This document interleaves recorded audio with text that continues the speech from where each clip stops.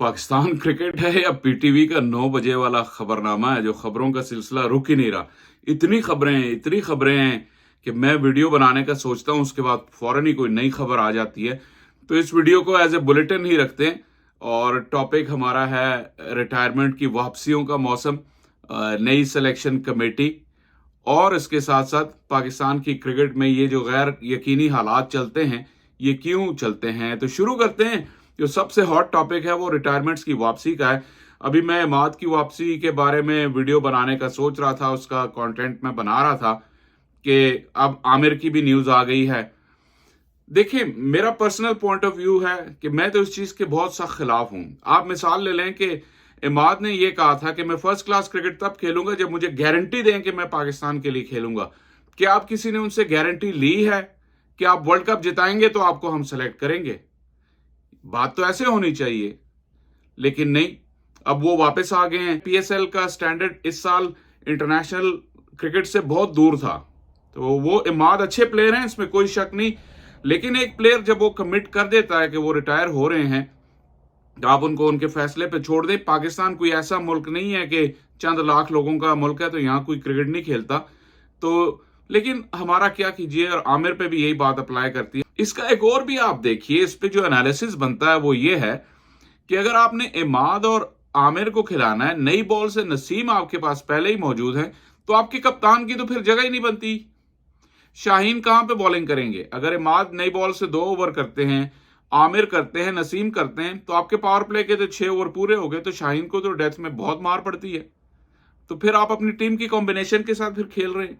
क्या ये इस चीज का इशारा है कि आप नया कप्तान भी ला रहे हैं? तो ये सारी चीजें भी देखनी होती है। प्लस टीम एनवायरनमेंट, इन दोनों ने, आमिर और इमाद ने जिस तरह टीवी पर बैठकर टॉक्सिक गुफ्तगू की थी बाबर के बारे में। अब बाबर तो, जिसको बॉबी बादशाह कहते हैं, बादशाह किस्म का बंदा है, वो उसी ड्रेसिंग रूम में आप उसको अनईजी कर रहे हैं, उसको कॉर्नर कर रहे हैं। आपका सबसे बेस्ट प्लेयर है दुनिया में, आपका आइकॉनिक प्लेयर है। आप क्या अचीव करना चाह रहे हैं? Short term goal world cup.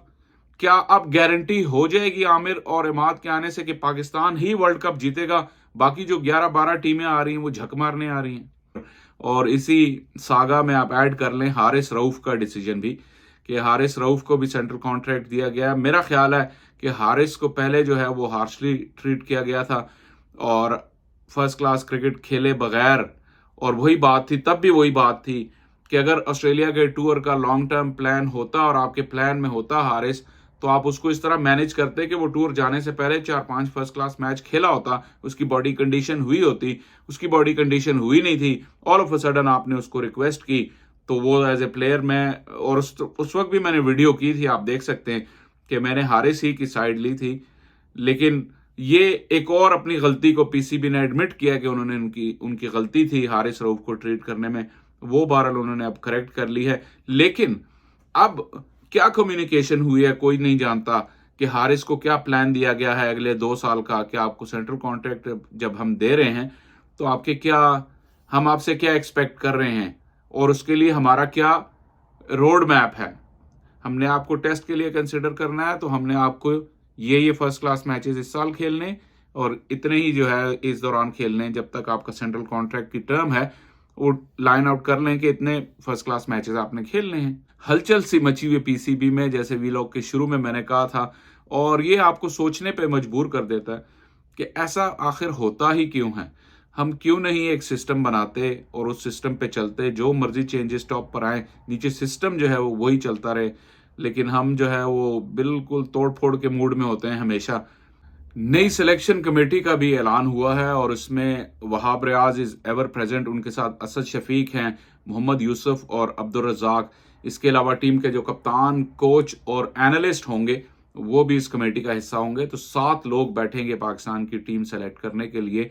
ये कमेटी क्रिकेट खेलने में तो बहुत ज्यादा एक्सपीरियंस्ड है। असद शफीक हाल ही में फर्स्ट क्लास क्रिकेट से रिटायर हुए हैं, वैसे भी काफी ज़हीन मतीन से क्रिकेटर हैं, वो अच्छा इजाफा है मेरे ख्याल में। वहाब रियाज इस रोल में काम करते चले आ रहे हैं। उसके अलावा अब्दुल रज़ाक जो है डोमेस्टिक में उन्होंने कोचिंग की है लोकल टीम्स की। मोहम्मद यूसुफ जो है पाकिस्तान अंडर-19 के साथ और एकेडमी के साथ काफी अरसे से जुड़े हुए हैं। तो इनकी एक ओवरऑल जो है कॉम्बिनेशन बेहतर हो सकता है। और लेकिन बात वही है कि आप इतने शॉर्ट टर्म पे आए हैं कि क्या आपका क्या गोल है, क्या विजन है, वो नजर नहीं आएगा। अभी तो इन्होंने पॉपुलर सिलेक्शंस ही करनी है, एक तरह से ये एक रबर स्टैंप सिलेक्शन ही होगी, क्योंकि जो पाकिस्तान की टीम के 18, 20, 22 लड़के हैं वो तो उन्हीं में से इन्होंने चूज करने, इन्होंने पूरे पाकिस्तान में से टीम नहीं बनानी। जो 22, 23 लड़के नजरों में है इस वक्त, उसी में से टीम उन्होंने बनानी है। ऐसे कोई out of the box surprise आपको जो है वो शायद ही मिले इस सिलेक्शन कमेटी से। तो दिल तो मेरा ये कर रहा है कि इस खबरनामे के एंड पे मैं भी पाकिस्तान टेलीविजन वाले खबरनामे की तरह इसको क्लोज करूं, लेकिन इस उम्मीद पे कि चलें पाकिस्तान की क्रिकेट कभी ना कभी तो इस डगर पे चलेगी कि वो लॉन्ग टर्म प्लानिंग करें, लॉन्ग टर्म डिसीजंस करें, उसूलों पर बेस्ड डिसीजन करें, और जब एक बड़ा फैसला करें तो सारे स्टेक होल्डर्स को साथ लेकर वो फैसला करें, ताकि बाद में उन्हें बार बार अपने फैसले रिवर्ट ना करने पड़े। इस उम्मीद के साथ आपसे इजाजत चाहेंगे। अल्लाह हाफिज।